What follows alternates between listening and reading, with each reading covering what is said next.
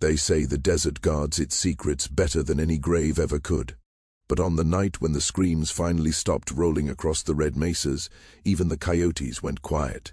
Hello my friends, this is Malik Jefferson, narrator of Slave's Revenge, and today you will hear a story that will reach into every corner of your heart.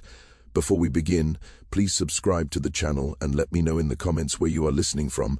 It is always exciting to see just how far these stories travel. Get ready, because the journey begins now. The sun hung like an executioner's blade over the Jornada del Muerto, the road of the dead man. It was not a title given without reason. The desert stretched out endlessly, cruel and unforgiving. It was a vast ocean of sand and stone where water was legend, and shade was a prayer whispered in desperation. The air shimmered with heat so intense it could break a man's mind long before it split his lips. Vultures drifted above in slow, lazy circles, patient as time itself. Nalin walked through this wasteland, as though it were her own garden. Her bare, calloused feet made no sound against the scorched earth. She wore deerskin dyed in ochre and indigo, marked with patterns that carried the stories of her people across countless generations. Her hair, black as obsidian, was woven into a single thick braid down her back, threaded with eagle feathers and small bones that clicked softly with each step she took. Around her neck hung a medicine pouch made from mountain lion hide. Inside were herbs and stones holding power older than Spanish conquest, older even than the idea of borders themselves. She had lived 26 winters, yet her eyes carried the weight of something far older. The Apache called her Nalin, meaning maiden in their language, but the name was spoken with respect and sometimes with fear. She had been touched by the spirits as a child, after falling into a fever that lasted 3 days and nights. When she woke, she spoke in voices that were not her own.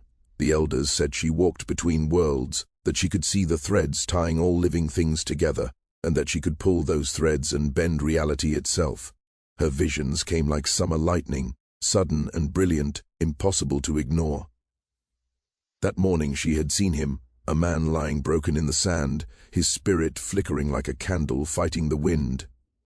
But wrapped around that fading flame was something else, a darkness that pulsed with rage so dense it seemed to breathe. In her vision, she had reached toward him, and the darkness had reached back. You should not go alone, her grandmother had warned while grinding corn in the cool darkness of their wickiup. The spirits are restless, they smell blood, they always smell blood. Grandmother Nalin had prepared her medicine bundle carefully, checking each herb, each root, every mixture she might need. The Spanish bring blood, the Mexicans bring blood, the Americans bring blood. The desert is drowning in it. But this is different. The old woman's hands stilled, and her eyes, clouded with cataracts, seemed to look beyond the physical world.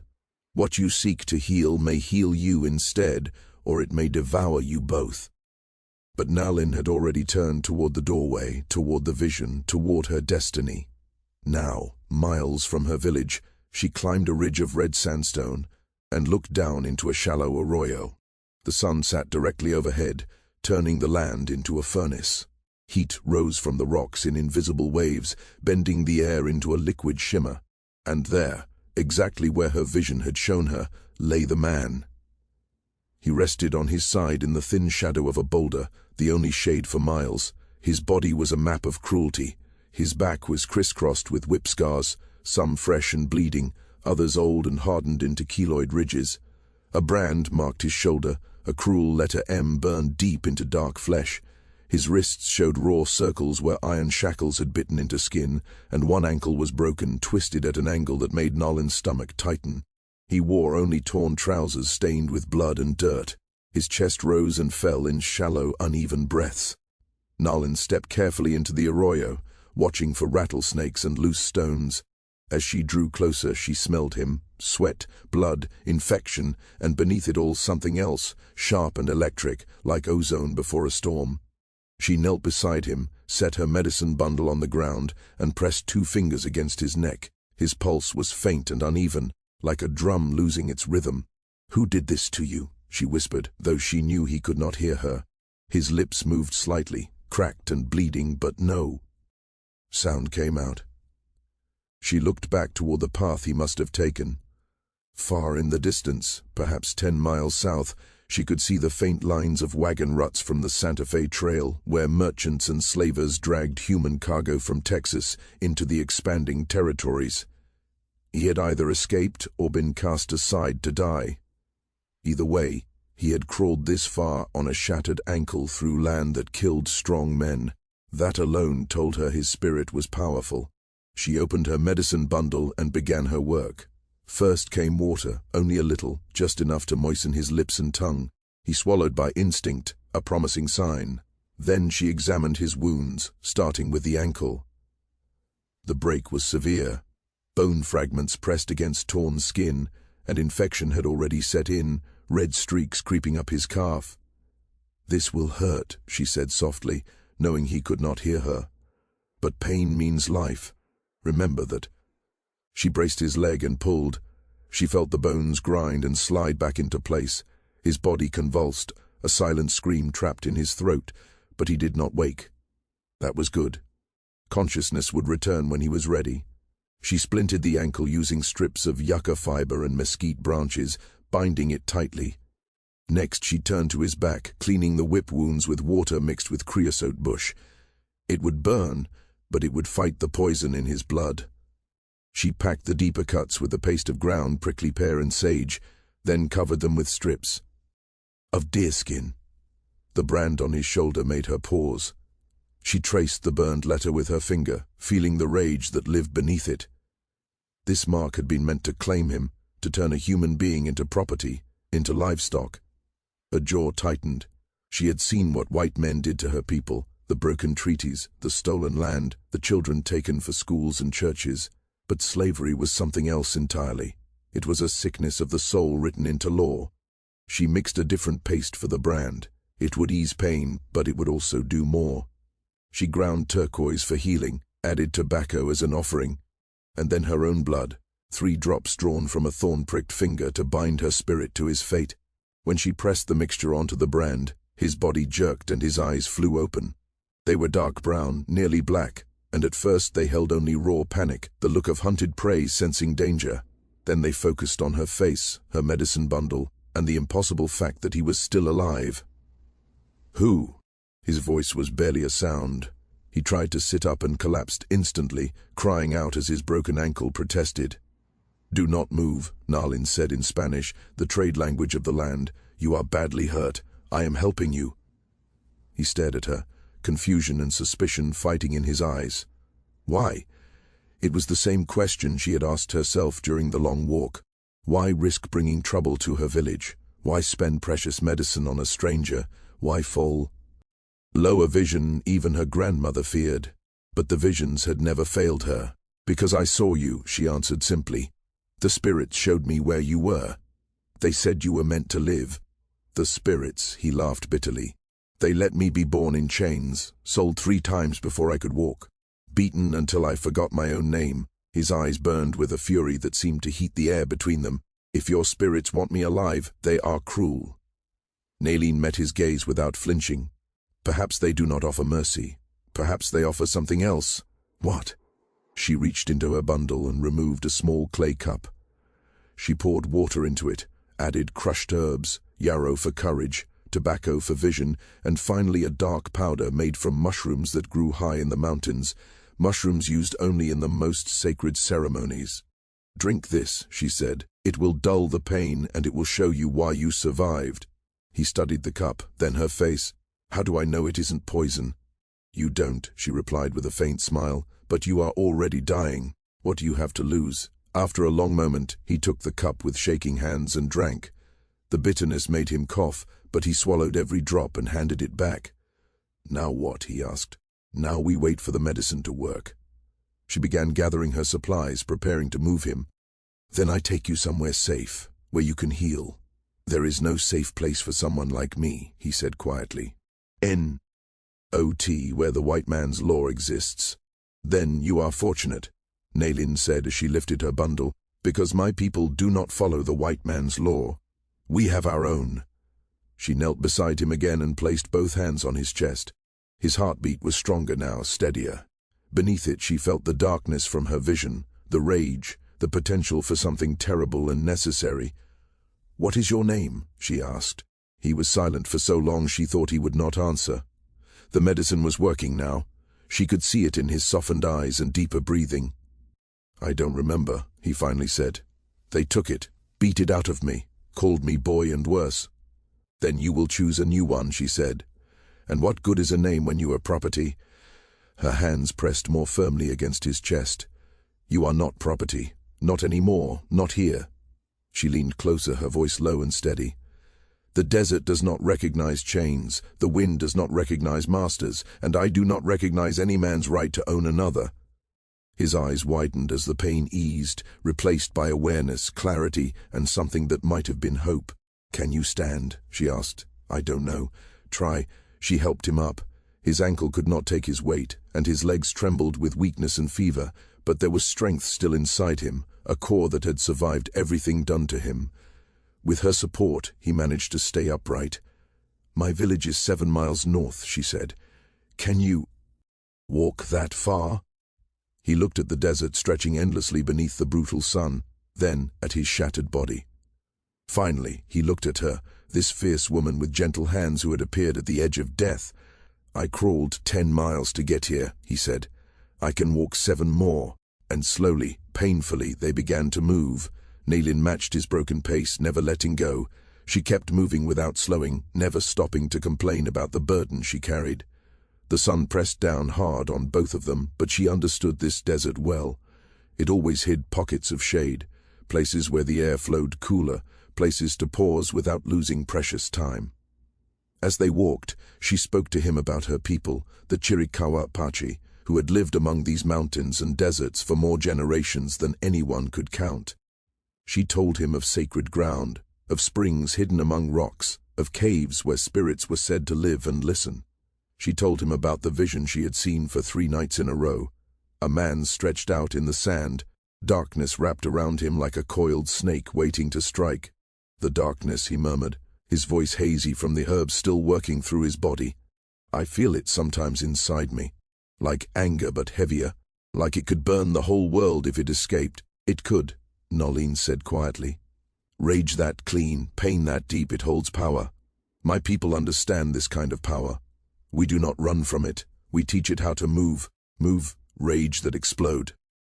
Ace only destroys the one who carries it, but rage that is shaped, controlled, and guided." She stopped for a moment, lifting her eyes to a red hawk circling above them. That kind of rage becomes something else. It becomes justice. After that, they walked without speaking. The only sounds were their strained breathing and the soft hiss of wind sliding through sagebrush. The sun drifted across the sky, and the shadows stretched and shifted with it. Far ahead, the Sangre de Cristo Mountains rose like broken teeth along the horizon, their peaks still capped with snow even under this heat. As evening drew closer, they reached a narrow canyon carved long ago by ancient water cutting through red stone.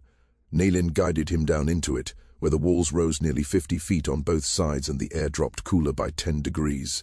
The stone was marked with petroglyphs, spirals and handprints and figures that seemed to move as the light faded.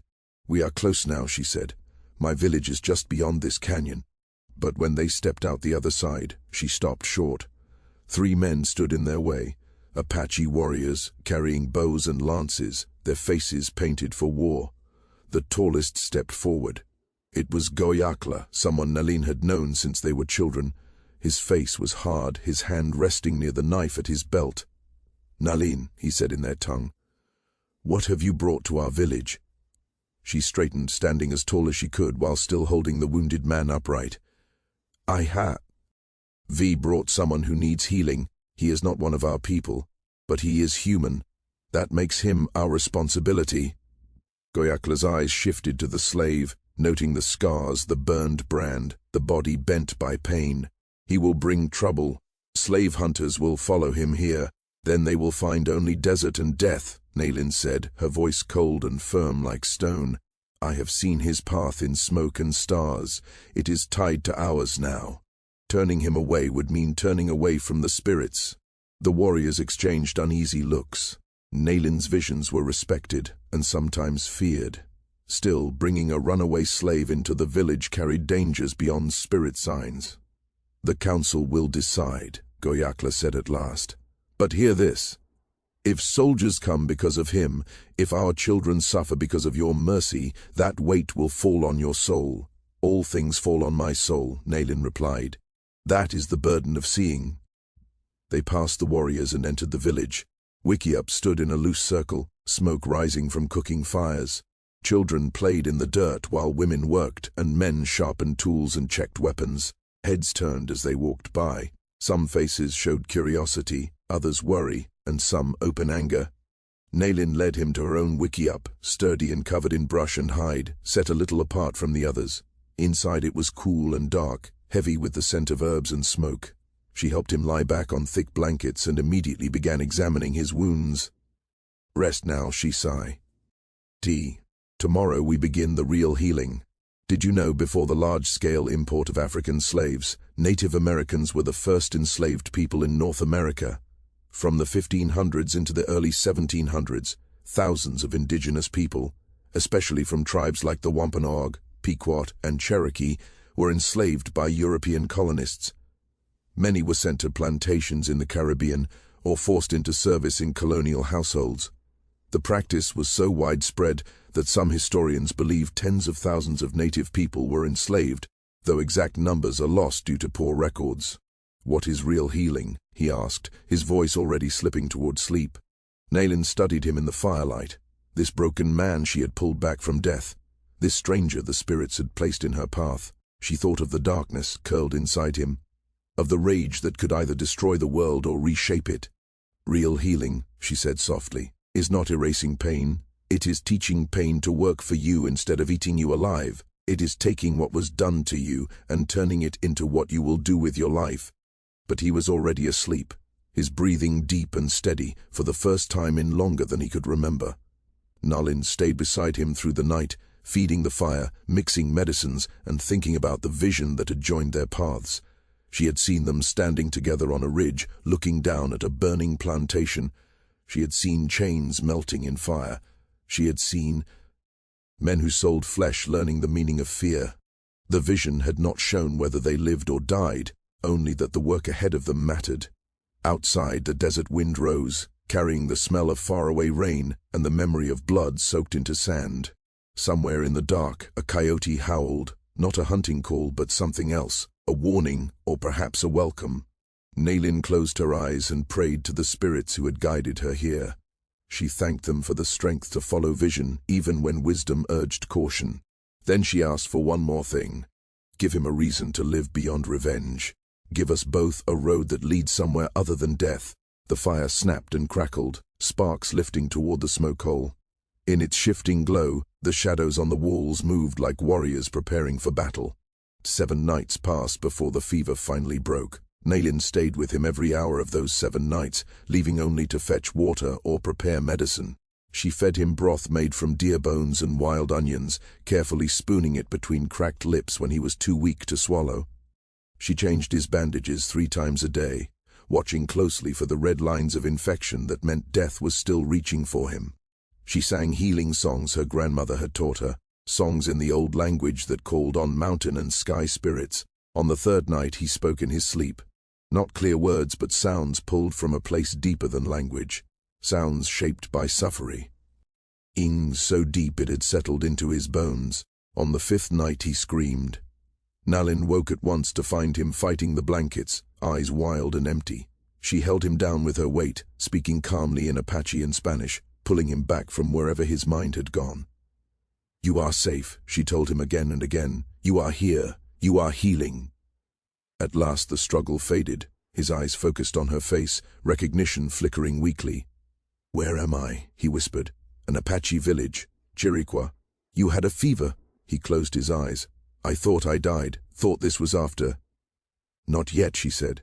You came close. Your body fought 3 infections at once. Many would not have survived. Maybe dying would have been easier. Easier, yes. Better, no. She helped him drink water from a clay cup. He was stronger now. She could feel it in the steadiness of his body, in how his hands trembled less. The poison was leaving him, carried away by herbs, prayer, and stubborn will. The people here, he said later, they don't want me here. Some don't, Nalin said honestly. They fear you will bring danger. They're right. Men like me are worth money. They'll come looking. Let them come, she replied sharply. This is Apache land, no matter what papers say otherwise. We do not follow their laws. We do not give people to slave hunters. When they come with guns, we have guns too. And we know this land in ways they never will. She met his eyes. I did not pull you from death so you could live afraid. Then why did you have me?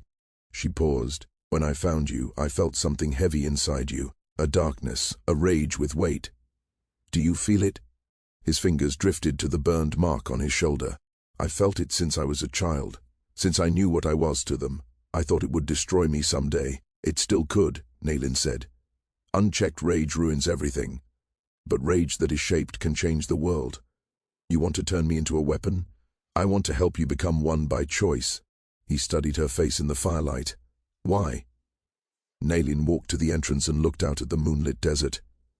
When I was 12, Panish soldiers came to our village. They claimed we stole their cattle. My father said we had not. They killed 5 men and took 7 children, including my brother. They said they would civilize them. My brother was 6. He cried for our mother every night. I know because one child escaped and told us.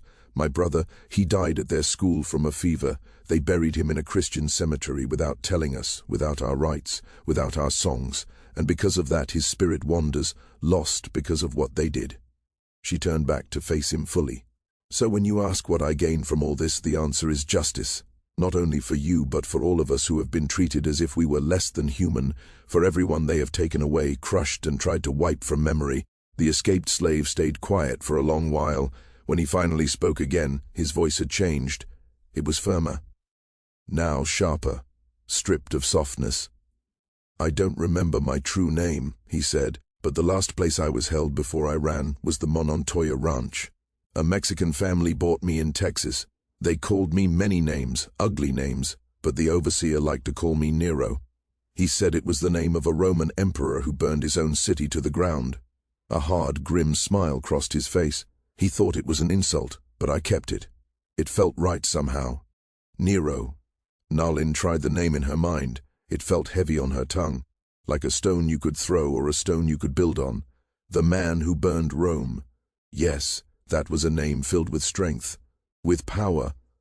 Power, Nero repeated, letting out a low, bitter laugh. I don't feel powerful. I feel like something shattered beyond repair. You are broken, Nalin said calmly as she moved to sit beside him again. But broken things can still cut. Sometimes they cut deeper because they are broken. She reached into a medicine bundle and pulled out a small leather pouch. From it she spilled several items into her palm.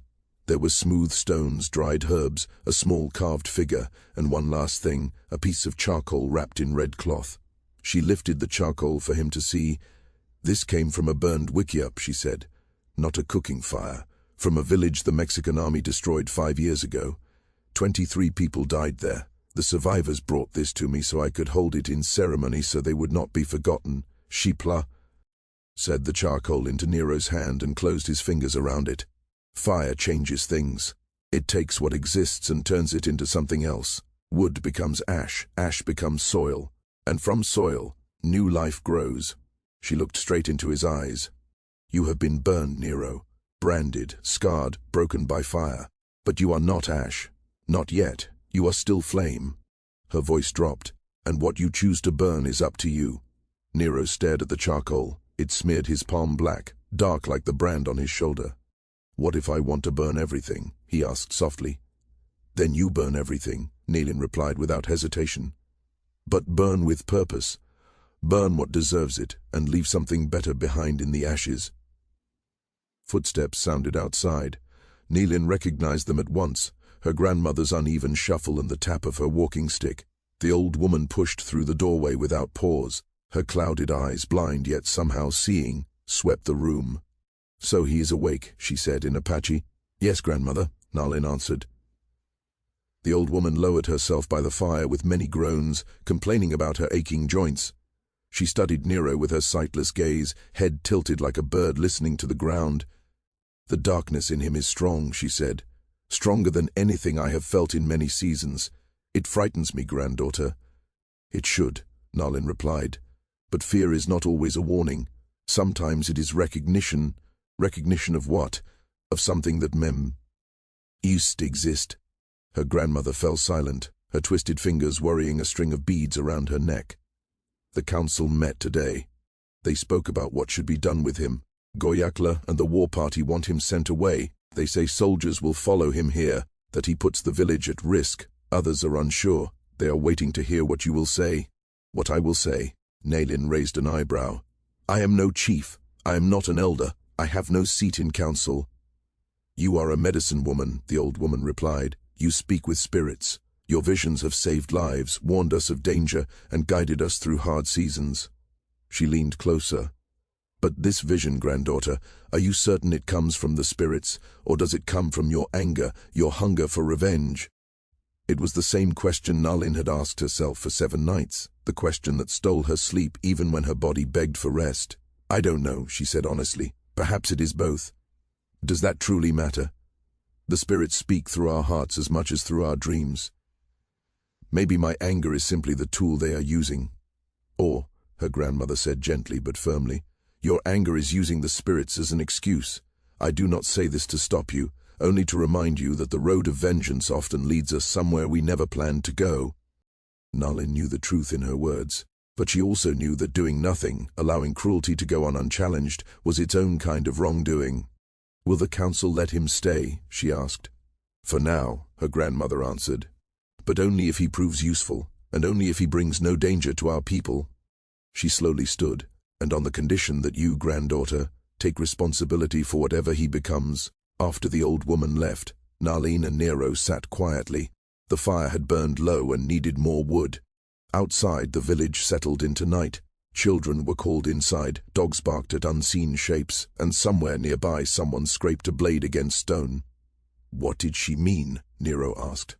About what I become. Nalin fed the fire and watched sparks rise into the dark. She means I have chosen to shape you, to take your pain and your rage and turn them into something. A weapon, yes, but also a man who chooses his own road. And if I choose wrong, then we both suffer for it. She gave a small smile. But I don't believe I will. The spirit showed me standing beside you on a ridge, watching justice burn like the sunrise. I have learned to trust such visions, especially when they frighten me.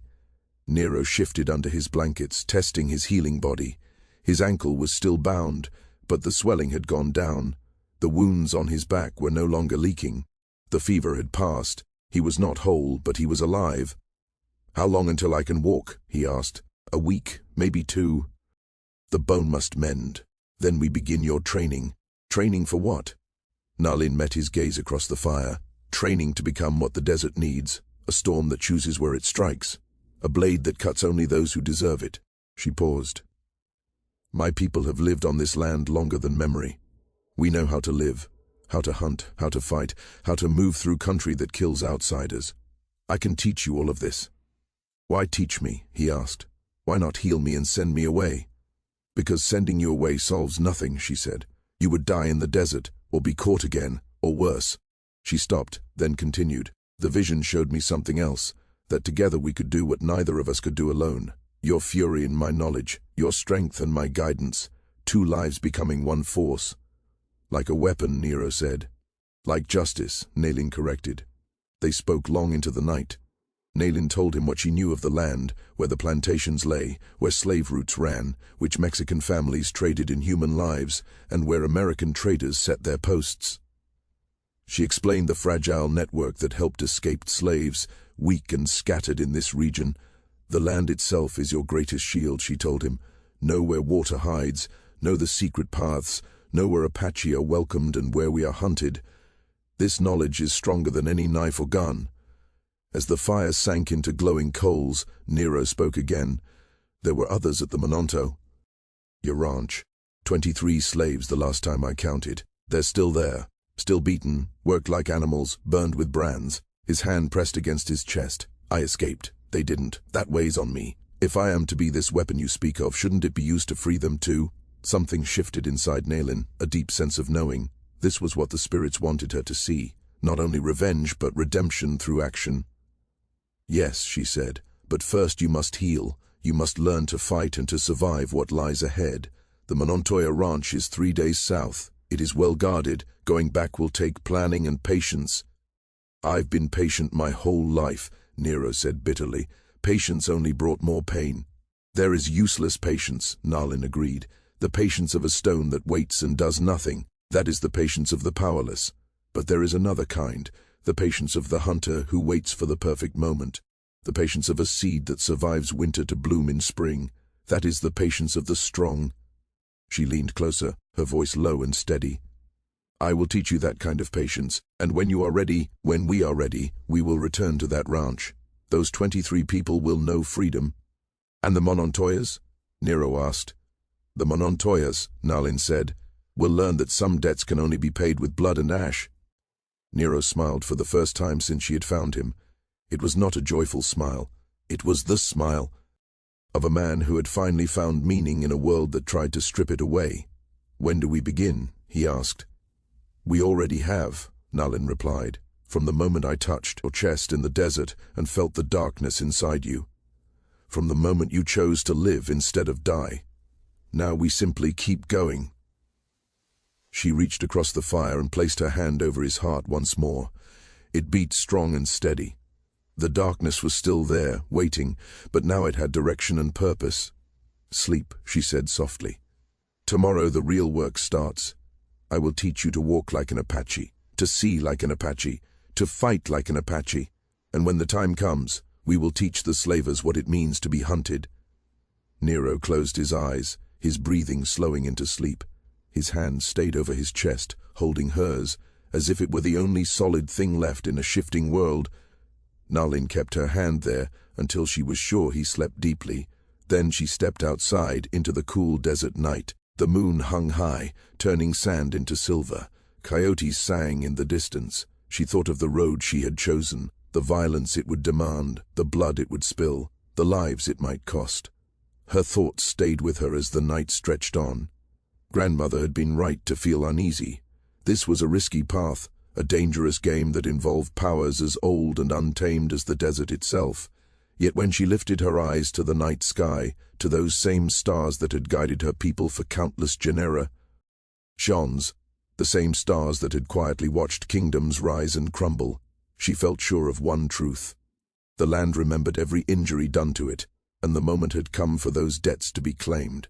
The moon grew full and faded twice before Nero could walk without the crutch Nalin had carved from juniper wood. His ankle was still fragile and swelled when he pushed himself too hard, but the bone had healed straight and strong. The scars on his back would never disappear, yet the wounds no longer bled. The brand on his shoulder had become just another mark on a body already shaped more by pain than comfort. Still, the most important changes were happening inside him. Before dawn each morning, Nalin woke him. Together they walked into the desert, never choosing the same direction, never wasting a lesson.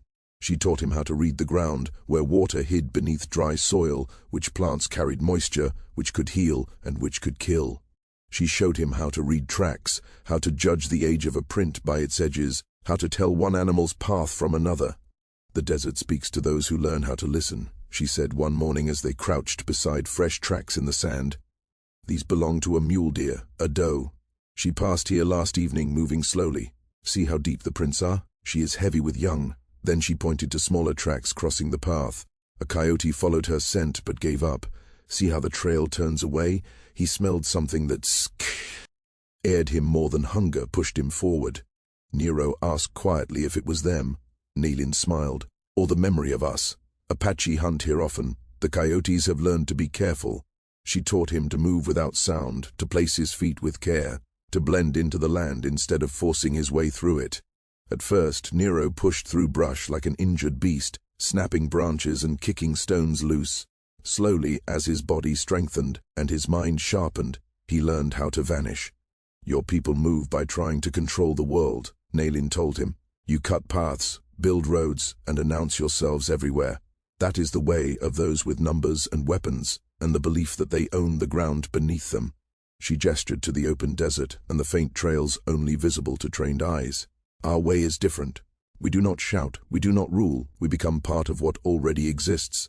The wind does not fight the stone, it moves around it. Water does not argue with the canyon. It shapes it slowly, grain by grain. This is how you must learn to live. Do not fight the world. Become so much a part of it that others do not see you until you choose to step forward. When the afternoon heat became unbearable, they returned to the village. Nero rested in the shade while Nalin worked, crushing herbs, mixing medicines, and caring for the sick. Slowly, the village began to accept him. Children still stared, but no longer fled. Women gave small nods as they passed. The men watched him closely, but they no longer reached for their weapons. One afternoon, Goyakla came to the wickiup where Nero was fixing a torn blanket. His face was painted with white clay and red ochre. He had returned from a raid against Mexican ranchers who had pushed into Apache hunting land. "The medicine woman teaches you our ways," Goyakla said. It was not quite a question. "She does," Nero answered carefully. "I asked her to. I want to be useful," Goyakla scoffed.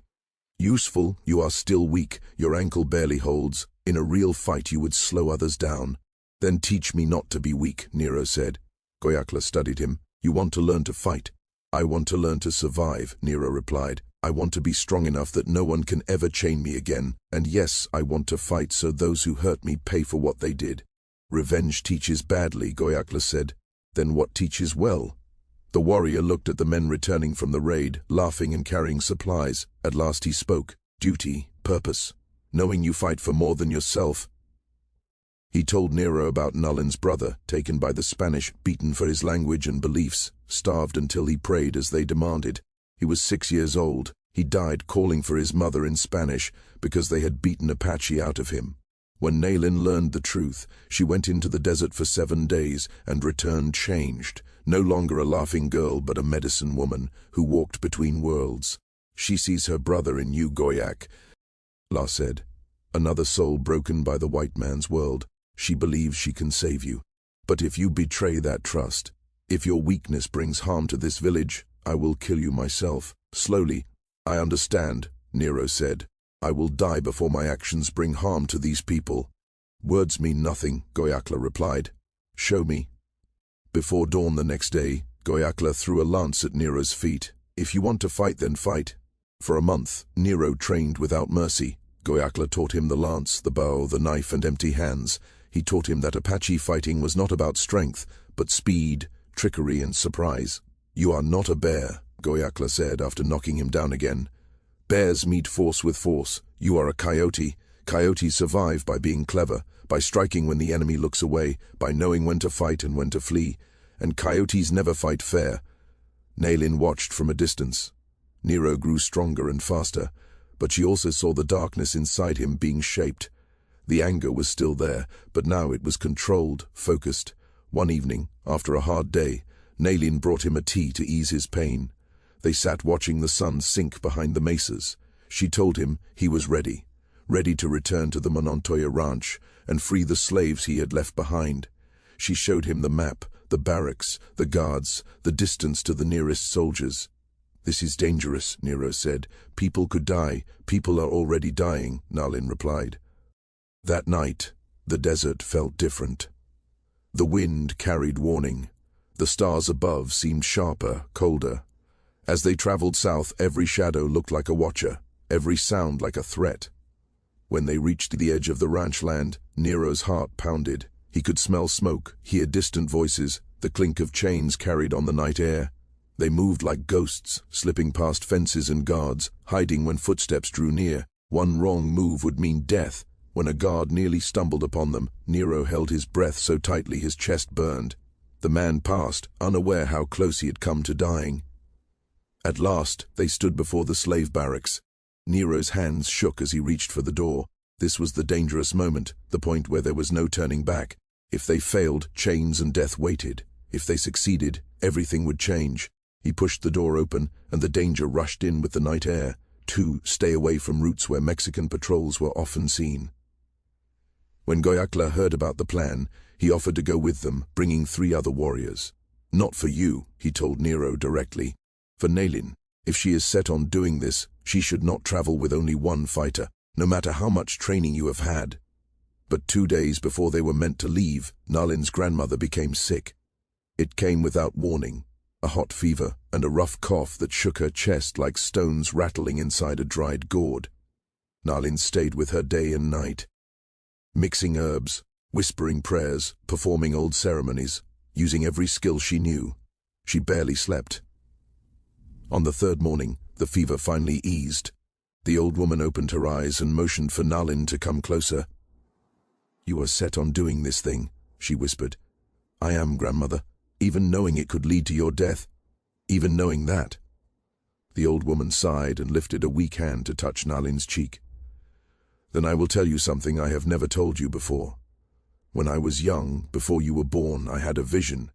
In it I saw a great fire spreading across the desert. It burned everything, the plantations, the missions, the forts, all the works of the white man, and I saw that fire was started by two people walking side by side. One was Apache, one was not." Her pale eyes seemed to look past the room, past the walls, into something unseen. "I thought for many years that the vision was a warning, that I was meant to stop this fire. But now, at the end of my life, I understand it was not a warning. It was a promise. The fire will come whether we light it or not. The only choice is whether it burns wild or whether it is guided." She tightened her grip on Nalin's hand. "You and the man you healed, you are the two I saw. The fire you begin will change everything.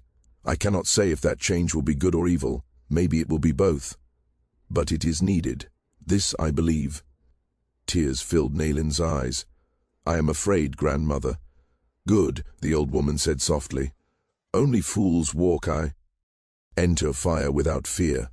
But sometimes fire is the only thing that cleans what is rotten.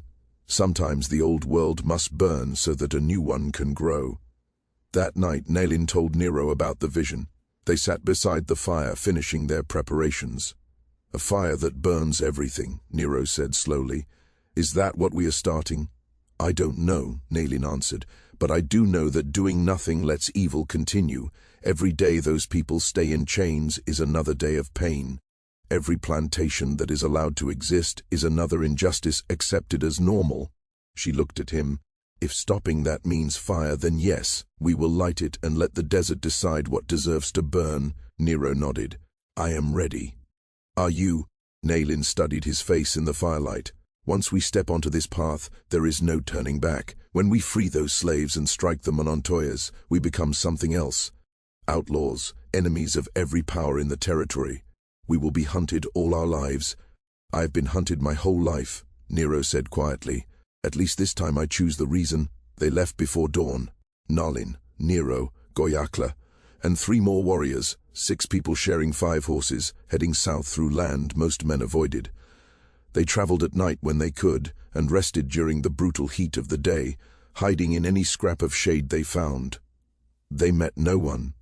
This land was too unforgiving for casual travel, and too dangerous for those who did not know where water and safety could be found. On the R&D night, they reached the top of a ridge and looked down at the Montoya ranch beside the river. Even from far away they could see the buildings, the main house, the barracks, the corral, the fields. Lamps glowed in windows, smoke drifted from chimneys, and in the barracks 23 people slept in chains, unaware that their lives were about to change. "Tomorrow night," Nalin said softly. "Tomorrow night we strike." Nero stared at the ranch, his hand moving without thought to the brand on his shoulder. The darkness inside him stirred like a second heart, eager and restless, waiting to be released. "Tomorrow night," he said. Behind them, unseen, the desert wind began to rise.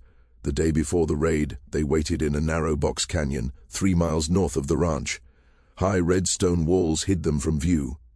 Even in the shade, the heat was crushing. The air felt thick and heavy. No one spoke much. They saved their strength and their words. Nero sat apart, checking his weapons again and again. A lance from Goyakla, a knife with a traded steel blade, a bow strung with sinew. His hands moved with calm skill now. He was no longer awkward. Nalin and the others had trained him well, but it was not the weapons that made him ready. Something deeper had settled inside him, a cold clarity. The anger still lived in his chest, tight and sharp, but it no longer ruled him. He ruled it. Tonight he would use it with purpose. When the sun stood high, Nalin came to him carrying a cloth bundle. Tss. He sat beside him and opened it. Inside were jars of white clay and charcoal, a leather headband with eagle feathers, and a deerskin shirt dyed dark and marked with symbols she had painted. "For tonight," she said, handing him the shirt. He took it carefully, feeling the work that had gone into it. The symbols were familiar: spirals for the journey, broken chains for freedom, and one more. A figure with raised arms, half man and half shadow. "What is this one?" he asked. "It is you," Nalin said, "or what you are becoming. A man standing between two worlds. The shadow is your rage. The human part is your choice. Together they become something new." She mixed the paint with water. "Before battle we paint ourselves, not for decoration, for change. The paint reminds us that we are more than flesh. We are spirits wearing skin. Tonight we must become the spirits these people fear." She painted his face with steady hands. White lines for purpose, black for shadow, order and chaos together. The white is to see clearly. The black is for the anger that drives you.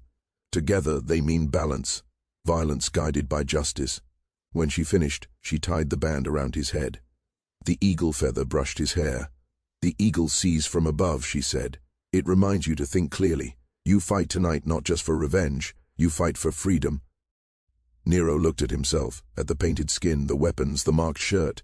He felt changed, not just stronger, but remade, as if he had shed one life and grow. WN into another. "What about you?" he asked. "What do you become tonight?" Nalin smiled without warmth. "I become what I have always been. A healer who knows that sometimes healing means cutting away what is diseased." She lifted her bow and knife. "There are healers who preserve life at any cost, and those who know some things must die so others may live. Tonight I am the second." As evening came, they went over the plan one last time. Goyakla laid out a hide map. "Guards change every 4 hours," he said. 2 on the outer paths, 1 at the main house, 1 near the overseer, 2 sleeping. They are careless. They do not expect trouble here. Nalin and Nero come from the east using the river. Free the people quietly. My warriors handle the guards. Speed and silence. In and out. And if an alarm is raised," one warrior asked. "Then no one lives to spread the story," Goyakla said coldly. "The Monontoyas must believe it was an uprising, not Apache." "What about the family?" Nalin asked. "The wife and children. We do not harm women or children," Goyakla said, "but we do not protect them either." A chill ran through Nero. Nalin touched his arm. "Slave children sleep in chains while those children sleep safely," she said. "Remember that." "I know," he said, "but they did not choose this." "None of us choose our birth," Nalin replied, "but we choose what we do with power. If nothing changes tonight, they will inherit this cruelty.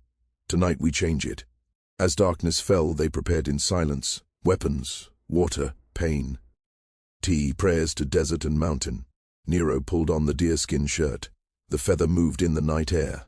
He looked into a still pool of water and barely recognized the man staring back, painted for war, armed and dangerous, changed from a broken slave into something entirely new. "It is time," Goyakla said as the moon climbed full and bright into the sky. They climbed onto their horses and rode south without speaking, gliding like shadows over the desert ground. The night was clear, the sky crowded with stars, so many it looked like the darkness had been pierced to let light shine through. Somewhere far away, a coyote cried out. Another answered, speaking in a tongue older than any human voice. When they reached the ridge that overlooked the ranch, they dismounted and continued on foot. Below them, the buildings were dark except for lanterns placed at intervals around the land.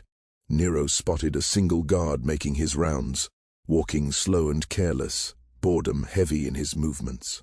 A rifle hung loosely from his shoulder. Goyakla used hand signs to give orders. 2 warriors would handle the guards on patrol. 1 would keep watch over the overseer's quarters. Goyakla himself would stay near the main house to stop anyone from escaping to raise an alarm. During the 1850s and 1880s, Apache warriors, especially those led by figures like Geronimo and Victorio, often raided ranches, plantations, and settlements across the southwest borderlands. Historical records describe how Apache raiders sometimes freed enslaved African Americans during these attacks and, in some cases, welcomed them into their groups. The Apache people, who had suffered under Spanish and later American slave raids that often targeted their children, felt a shared bond with escaped slaves. Some freed black men and women chose to stay with Apache bands, learning their customs and fighting alongside them against us and Mexican forces. Authorities on both sides of the border feared these alliances because they weakened the slave system and created skilled fighters who understood both Apache guerrilla warfare and settler weaknesses. This shared resistance became one of the most feared threats to the spread of slavery into Western lands, that left Nalin and Nero to move toward the slave barracks. They descended the ridge like flowing water, silent and unstoppable. Moonlight washed the land in silver and shadow, sharp and unforgiving. Nero's heart pounded hard, but his hands did not shake. His thoughts were clear. The anger that had burned inside him for so long had hardened into something calm and focused. They reached the river and stepped into it, letting the water hide their movement and cool their bodies. The current was mild, barely stirring. On the far side, less than 100 yards away, stood the barracks where 23 people slept in chains, where Nero himself had once slept before his escape. Nalin touched his shoulder and pointed. The eastern barracks first, where the men were held. They would wake them, free them, arm them if they could, then move on to the women and children. Speed mattered, surprise mattered even more. They climbed out of the water on the ranch side, clothes soaked but weapons ready. Ahead, one of Goyakla's warriors had already dealt with a guard. Nero saw the body being pulled into the darkness. There was no struggle, no sound, no alarm. They reached the barracks door. A thick padlock held it shut, rusted yet strong. Nero tested it, then looked at Nalin. She nodded and pulled out a thin piece of metal she had shaped for this moment, a pick made from a nail traded from a Mexican blacksmith. Before she could begin, the door to the overseer's quarters opened. A man stepped outside, scratching himself, holding a lantern. He was heading for the outhouse, careless and unaware. His path led straight past the barracks, straight past them. Nero and Nalin pressed themselves flat against the wall, swallowed by shadow. The overseer came closer. Nero heard him humming a broken tune. He smelled tobacco and whiskey on the man, even from 15 feet away, then 10, then 5. The overseer stopped directly in front of them, still blind to their presence. He set the lantern down and began unbuttoning his trousers. Nero moved without thought. Weeks of training with Goyakla took control of his body. In 2 silent steps he was behind the man, knife in hand. The blade slipped cleanly into the soft place between ribs and spine. His other hand clamped over the man's mouth. The overseer stiffened, twitched once, then went slack. Nero lowered the body gently to the ground. Now his hands shook, his mind catching up to what he had done. He had killed before, during his escape, a guard who tried to stop him. That moment had been wild and desperate. This was different. This was planned, chosen, cold. He stared at the blood on his hands and felt the dark thing inside him throb with satisfaction. Nalin stepped beside him, her face calm and unreadable. She said nothing. She picked up the lantern, dimmed the flame, and returned to the lock. This time, nothing interrupted her. The lock opened with a quiet click. Nero eased the door open, wincing as the hinges creaked softly. Inside, the air was thick with the smell of sweat, pain, and hopelessness. 12 men lay on rough bunks, ankles chained to iron rings bolted into the floor. Most slept. A few stirred. One man near the door opened his eyes. Recognition flashed across his face. "Nero," he whispered, hope and disbelief tangled together. "Is that you?" "It's me, Solomon," Nero said softly. "I came back. I came to get you out." Solomon pushed himself upright as far as his chains allowed. He was painfully thin, ribs showing through his skin. One eye was swollen shut from a recent beating, but strength still lived inside him. "You came back," he said again, as if saying it made it real. "I promised I would." Nero knelt and examined the chain. "Where are the keys?" "On the overseer's belt." "The one—" Solomon stopped when he saw the body outside the door. "Oh, you already took care of that. We move fast and quiet," Nalin said as she entered. "Wake the others. No noise, or we all die here tonight." Solomon began waking the men while Nero took the keys from the dead overseer. Each man reacted the same way, shock mixed with hope and fear that this might not be real. One by one, Nero unlocked their chains. The sound of iron hitting the floor felt like music. "Can you fight?" Nero asked. "We need to free the others, but guards are still out there." "We can fight," Solomon said, standing on weak legs. "Give us something and show us where to go." They grabbed tools from the barracks, shovels, picks, anything that could serve as a weapon. Outside, another guard had already fallen to Goyakla's warriors. The ranch remained mostly quiet, but time was slipping away. They reached the second barracks. 8 women, 3 children, 1 child was no more than 4 years old. When Nero unlocked her mother's chains, the woman held her child and cried without sound, her body shaking. "We have everyone," Nalin said. "Now we run." A lantern suddenly flared in the main house. A window opened, and Monontoya leaned out, rubbing sleep from his eyes. For a brief frozen moment, his gaze locked with Nero's. Then Monontoya screamed, "Intrusos! Los esclavos!" Chaos exploded. Lights burst to life. Guards rushed out half-dressed, weapons in hand. Goyakla's warriors struck Bapa. CK immediately, arrows slicing through the dark with deadly accuracy. "Run!" Nero shouted. "To the river! Cross it and keep going north." The freed people scattered, some fast, others slow from wounds or weakness or disbelief. Nero and Nalin stayed behind to cover them, he with his lance, she with her bow. A guard appeared with a rifle. Nero struck first, his lance piercing the man's throat. Another fell to Nalin's arrow. Gunfire, screams, splintering wood filled the air. Solomon and others fought back with stolen weapons and raw fury. Overseers fell.